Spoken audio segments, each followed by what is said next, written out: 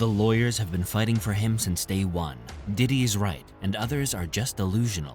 But a friend to everyone is a friend to none, as they say. We're done. A voice emerged. We can't do it anymore. What? Why? And how? Just days ago, they were in the trenches, risking everything to defend him. Now they're walking away, leaving him to fend for himself. A man once feared is now a man no one fears. Welcome back to the never-ending celebrities. Diddy always carried himself like a man untouchable, like someone who never truly felt fear. Even now, with the weight of his past finally catching up to him, he didn't flinch. No panic. Why? Because his legal team had his back. From the very start, his lawyers were relentless. They were crafting a story, a version of Diddy that wasn't a predator, but a victim, a man under attack, a target of lies, a legend being torn down for sport. His lawyer, Erica Wolf, made it loud and clear. Diddy wasn't going to address any meritless claim because there were too many, and they were all lies. She insisted he was innocent, brushing off the growing list of accusations as nothing more than a smear campaign. But how do you ignore 25 minors? How do you silence hundreds of voices coming forward with stories that paint the same horrifying picture? Still, his legal team stood firm. They called the accusations false. They said the victims were liars. They worked day and night to discredit the people stepping forward. Even Diddy's mother spoke up, calling the entire case against her son a public lynching. And then there was Mark Agnifilo, another lawyer fighting in Diddy's corner.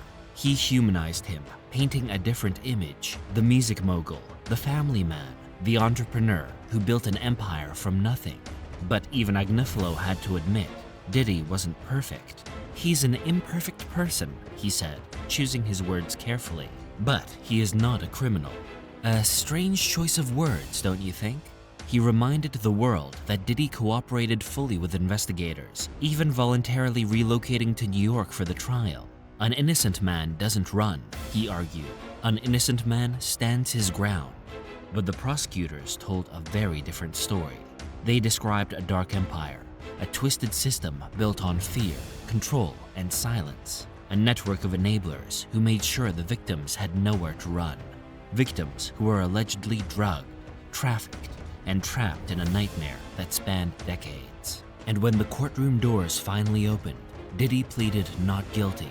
But the judge wasn't convinced. They denied his bail, citing his history of anger issues and substance abuse. They feared he would obstruct justice or try to influence witnesses. And with that, Diddy was locked away in Brooklyn's Metropolitan Detention Center. And just when things seemed bad, they got worse. By October 1st, 2024, attorney Tony Busby made a shocking announcement. Over 120 people planned to file lawsuits against Diddy, with a whole lot of minors, one of them being just 9 years old. And yet, his lawyers still claimed it was all a setup, a perfectly timed hit job meant to destroy him before he could even defend himself. Judge Arun Subramanian wasn't here to play games. He denied a gag order request, but made one thing crystal clear. No leaks, no media stunts, no funny business. This trial would be fair, whether Diddy liked it or not. And while there was no official proof that someone had broken the rules, the internet was buzzing. But who leaked the explosive materials? Federal agents denied having anything to do with it, but Diddy was pointing fingers. The most likely source of the leak is the government, he declared, his voice cutting through the courtroom. And then, in an unexpected twist, the judge sided with Diddy. Subramanian ordered prosecutors to destroy 19 pages of handwritten notes seized from Diddy inside his jail cell, pages they were never supposed to have. And just like that, Diddy had a win. For the first time since his arrest, no ankle restraints, no chains. The defense scored another small victory. Diddy would remain unshackled during proceedings. Mark Agnifilo wasted no time. Holding up the seized pages, he declared, "Virtually everything in these notes is about legal matters. This is a complete institutional failure." But the prosecutor, Christy Slavic, wasn't about to let him run with that narrative. "Just writing legal on something doesn't make it privileged," she snapped back. And then, just when things seemed to settle, the prosecution dropped another bomb. They hinted that the handwritten notes weren't just about legal strategy, they referenced potential witness payments. Was Diddy orchestrating something behind bars? But the judge wasn't biting. These notes won't influence bail decisions, he ruled. Still, Diddy's team wasn't backing down. They accused the government of launching a coordinated attack, leaking grand jury materials to turn public opinion against him before the trial even started. A 2016 Intercontinental video had resurfaced, one that painted a damning picture of Diddy. His lawyers claimed it was all part of a setup. The media has already convicted him, they argued, but Judge Subramanian wasn't moved. The government's case will be decided in court, not in a trial by newspapers. And while all of this was playing out, Diddy's lawyers pushed for one more thing: access to a laptop. They insisted that other inmates had it, so why not Diddy? These restrictions are untenable, they argued, pointing out that even his private conversations with lawyers were being monitored. And that's when it became clear. This wasn't just about notes or leaks. Diddy's team claimed the government was violating his constitutional rights, his 4th, 5th, and 6th Amendments. But in the end, none of that mattered. Because when it came time to decide on bail again, denied. Diddy was going nowhere. His legal team still stood strong. The truth will prevail, they said. Mr. Combs has never assaulted anyone. The trial was set for May 2025.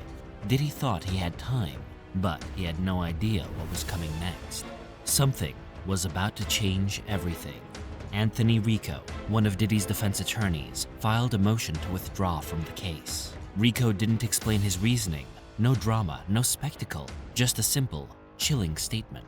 Under no circumstances can I continue to effectively serve as counsel for Sean Combs. The judge would need to approve the request before Rico could walk away. But if the tone of his affidavit was any indication, he had already mentally checked out. Diddy still had 5 lawyers on his team, including his lead attorney, Mark Agnifilo. But this was a blow. Even in his affidavit, Rico kept it brief. He refused to disclose why he was stepping down, citing attorney-client privilege. But his wording suggested there was something deeper going on. There are sufficient reasons, Rico wrote. He assured the judge that his exit wouldn't delay the trial, that everything was still on track. Diddy's defense was still strong. But was it? For a man already drowning in accusations, lawsuits, and legal battles, this latest departure only fueled speculation. Diddy had already lost 3 separate bail requests. Each time, the federal judges ruled against him, citing witness tampering concerns. And now, a key lawyer in his camp was calling it quits. Outside the courthouse, media sharks swarmed for a comment. Neither Diddy's camp nor Rico's team responded. But inside these courtroom walls, the real war was just beginning. The charges against Diddy were staggering: racketeering, conspiracy, sex trafficking by force, fraud, or coercion. And yet, his defense team was fighting for his innocence. In their latest filing, they argued that the federal indictment was rooted in racism. At the center of their argument, the Mann Act, a law originally designed to prevent the forced transportation of women for prostitution.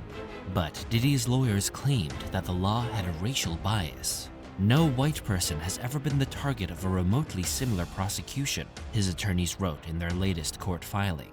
They pointed to history. Jack Johnson, the first black heavyweight boxing champion, was targeted under the Mann Act in 1912 for allegedly traveling with a white woman. Chuck Berry, the rock and roll legend, was convicted in 1961 under the same law. Diddy's attorneys insisted that their client was being singled out because he was a powerful black man, and this was just one of Diddy's fights. The Jane Doe lawsuit naming both Diddy and Jay-Z was quietly dismissed. At the same time, Diddy himself has gone on the offensive, filing a $100 million defamation lawsuit against NBC Universal, Peacock, and Ample Entertainment over their documentary, Making of a Bad Boy.